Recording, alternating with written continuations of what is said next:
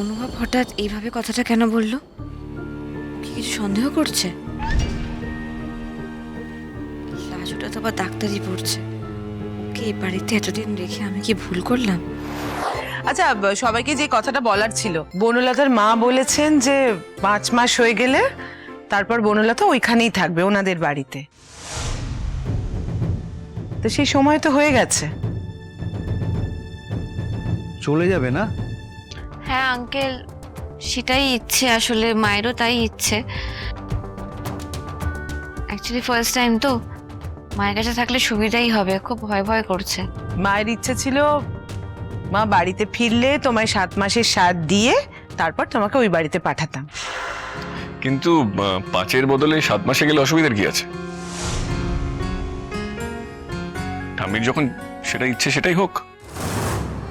একটু আগে ঠাকুরমশাইয়ের সাথে কথা হলো, উনি বলেছেন সামনের 12 তারিখ ভালো একটা দিন আছে, আর কারোর কোনো অসুবিধা না থাকলে ওই 12 তারিখেই ওকে পঞ্চামৃত খাওয়াবো, তারপরে 2 দিন এখানে থেকে বাপের বাড়ি পাঠাবো ওকে। 12 তারিখ? আর তো বেশি সময়ও নেই। আশ্চর্য, এই অল্প সময় কি করে তো আয়োজন করবো?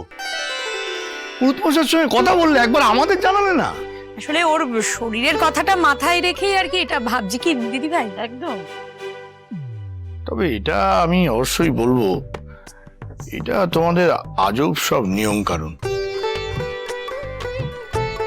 মেয়ের প্রথম সন্তান, সেটা কেন বাবা মার কাছে গিয়ে হতে হবে এটাই বুঝতে পারছি না। এই বাড়িটার প্রথম সন্তান, তো এই বাড়িতে কেন হবে না?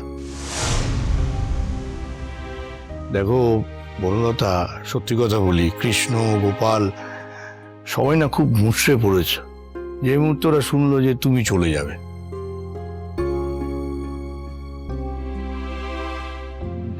বাবা, আমি হওয়ার সময় মা মামার বাড়িতে যাইনি, এটাই তো হয় শুনেছি।